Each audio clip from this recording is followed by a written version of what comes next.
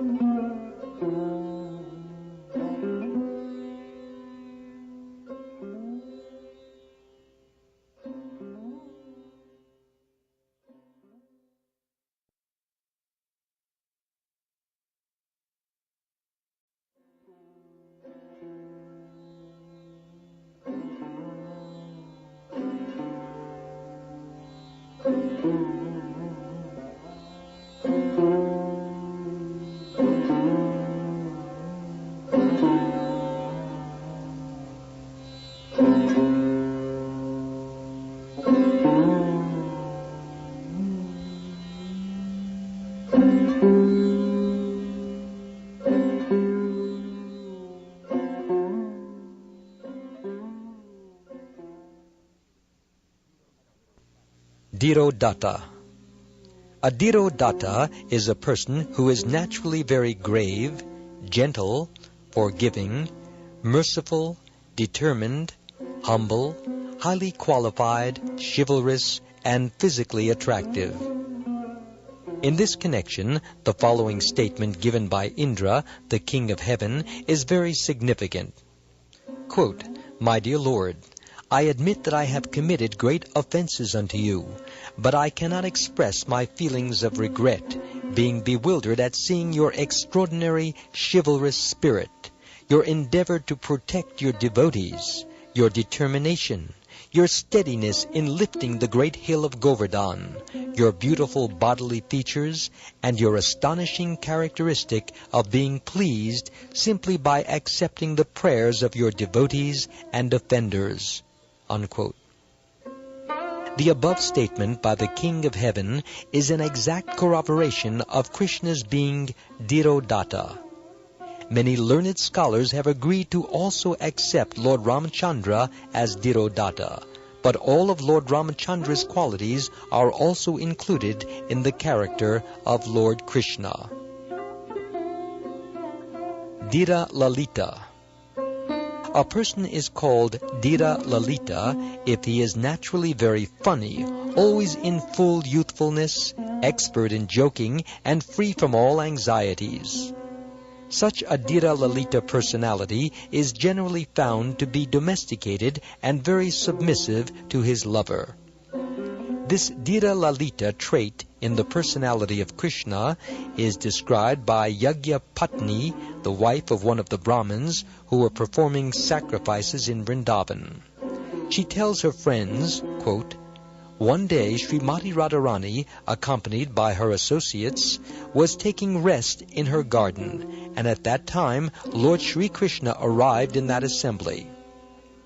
After sitting down, he began to narrate very impudently about his previous night's pastimes with Radharani. While he was speaking in that way, Radharani became very embarrassed. She was feeling ashamed and was absorbed in thought, and Krishna took the opportunity to mark her breasts with different kinds of tilak. Krishna proved himself to be very expert in that art." Unquote. In this way, Krishna, as Dhira Lalita, was enjoying his youthful proclivities in the company of the gopis. Generally, those who are expert in writing drama choose to call Cupid the ideal Dhira Lalita, but we can more perfectly find in the personality of Krishna all the characteristics of Dhira Lalita.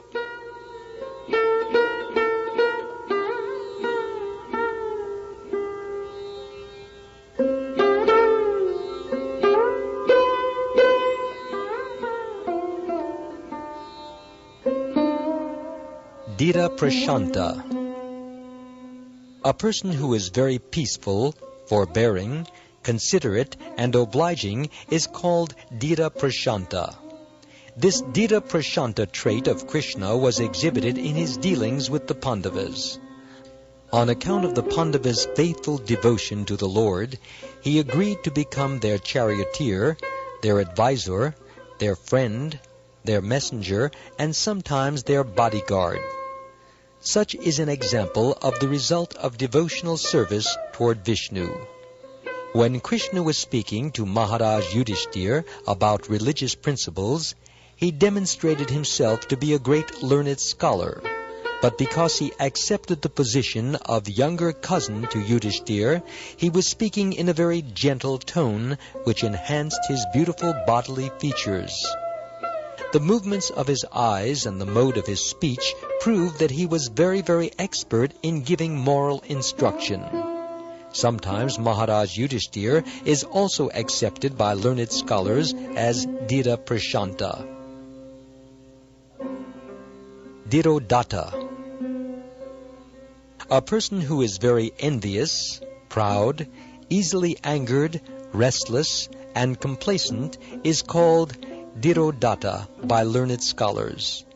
Such qualities were visible in the character of Lord Krishna, because when he was writing a letter to Kalayavana, Krishna addressed him as a sinful frog. In his letter, Krishna advised Kalayavana that he should immediately go and find some dark well for his residence, because there was a black snake named Krishna who was very eager to devour all such sinful frogs. Krishna reminded Kalayavana that he could turn all the universes to ashes simply by looking at them. The above statement by Krishna seems apparently to be of an envious nature, but according to different pastimes, places, and times, this quality is accepted as a great characteristic. Krishna's Dhirodata qualities have been accepted as great because Krishna uses them only to protect his devotees. In other words, even undesirable traits may also be used in the exchange of devotional service. Sometimes Bhima, the second brother of the Pandavas, is also described as Dhirodata. Once, while fighting with a demon who was appearing as a deer, Krishna challenged him in this way, quote, "I have come before you as a great elephant named Krishna.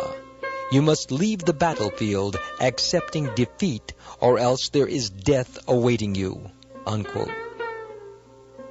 This challenging spirit of Krishna's is not contradictory to his sublime character. Because he is the Supreme Being, everything is possible in his character.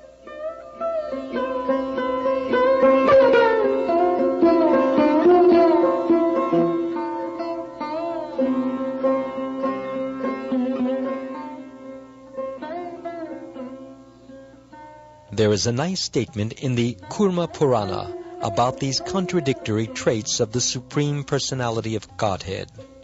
It is stated there that the Supreme Person is neither very fat nor very thin. He is always transcendental to material qualities, and yet his bodily luster is blackish. His eyes are reddish. He is all-powerful, and he is equipped with all different kinds of opulences.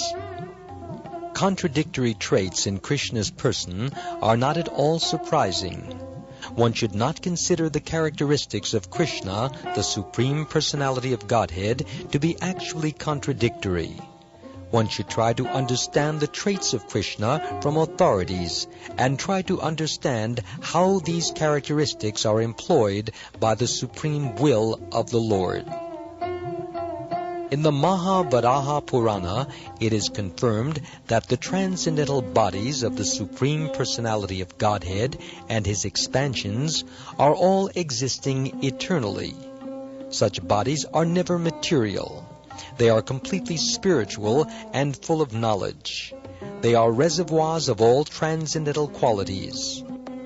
In the Vishnu Yamala Tantra, there is a statement that because the personality of Godhead and his expanded bodies are always full of knowledge, bliss, and eternity, they are always free from the 18 kinds of material contaminations: illusion, fatigue, errors, roughness, material lust, restlessness, pride, envy, violence, disgrace, exhaustion, untruth, anger, hankering, dependence, desire to lord over the universe, seeing duality, and cheating. Regarding all of the above-mentioned statements, it is understood that the Mahavishnu is the source of all incarnations in the material world. But because of his greater extraordinary opulence, we can understand that the son of Nanda Maharaj is the source of the Mahavishnu also. This is confirmed in the Brahma Samhita, wherein it is stated, quote, "Let me offer my respectful obeisances unto Govinda, whose partial representation is the Mahavishnu," unquote. The gigantic form of the Mahavishnu is the source of generation for innumerable universes. Innumerable universes are coming out of his exhaling breath, and the same universes are going back in with his inhaling breath. This Mahavishnu is also a plenary portion of Krishna.